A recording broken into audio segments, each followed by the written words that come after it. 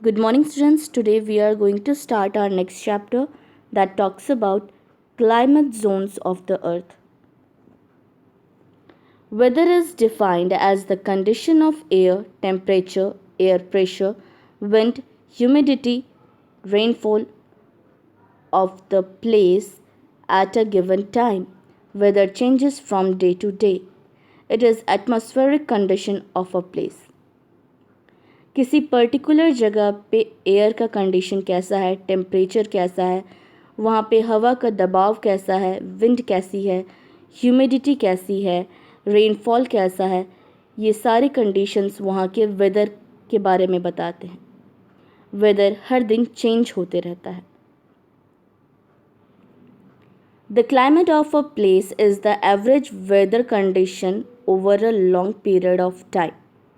Both weather and climate are closely interrelated as weather is a part of climate. Weather और climate किसी जगह पे काफ़ी लंबे समय तक होते हैं.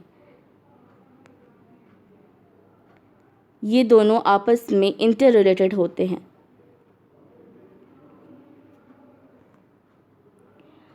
The factors that affect the climate of a place. Number 1. Latitude. Places near equator are hotter than places far from the equator. वो जगह जो इक्वेटर के सबसे करीब होती है वो सबसे ज़्यादा गर्म होती हैं और जो जगह इक्वेटर से दूर होती हैं वो ठंडी होती हैं.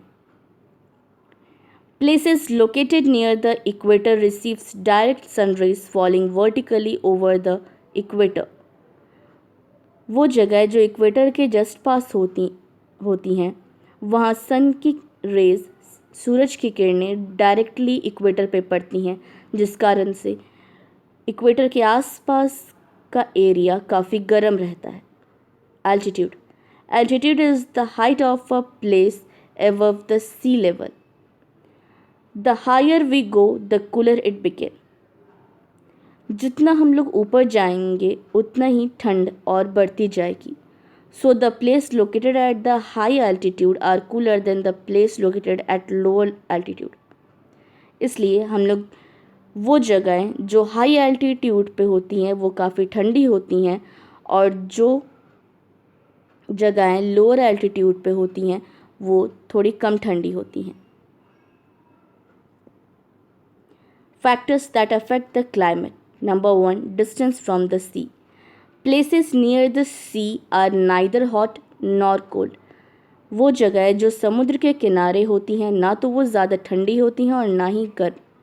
They have a moderate climate of equable climate. Humidity. Humidity is the amount of moisture or water vapor present in the air.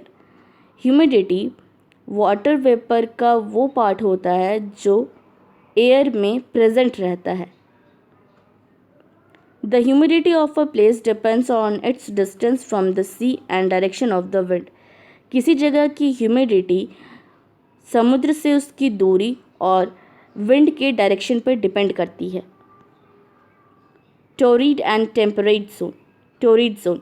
Torrid zone is also known as hot zone or equatorial zone. Torrid zone को hot zone के नाम से भी जाना जाता है. It is the hottest zone on the surface of earth as it receives the direct rays of the sun. Torrid zone काफ़ी hottest zone है अर्थ के क्योंकि यहाँ पे सन की रेज डायरेक्टली पड़ती हैं. Temperate zone. This zone is divided into 2 parts. Temperate zone को 2 भागों में बांटा गया है. The north temperate zone lies between tropic of Cancer and Arctic circle. North temperate zone को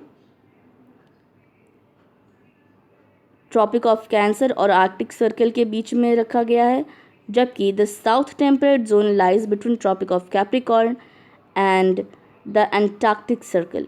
जबकि साउथ टेम्परेट जोन को ट्रॉपिक ऑफ कैप्रिकॉर्न और एंटार्क्टिक सर्कल के बीच में लाई किया जाता है. The climate zones on earth and frigid zone. The climate zones on earth. The areas with similar climatic conditions are grouped together as a climate zone. वो area जहाँ के क्लाइमेटिक कंडीशंस लगभग सेम होते हैं, equal होते हैं, उन्हें climate Jones में बांटा जाता है। They are also called the temperature zones और heat zones depending on the amount of sunlight received by them. इन्हें टेम्परेचर जोन या हीट जोन के नाम से भी जाना जाता है।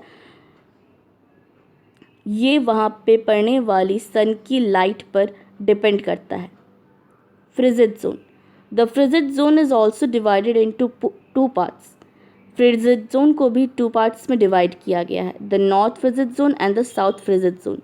नॉर्थ और साउथ फ्रिजिड जोन में these zones are extremely cold because they receives extremely slanting rays of the sun.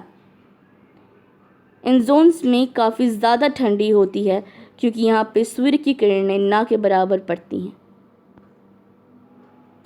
On the basis of what we have studied till now, these are some of the questions for you.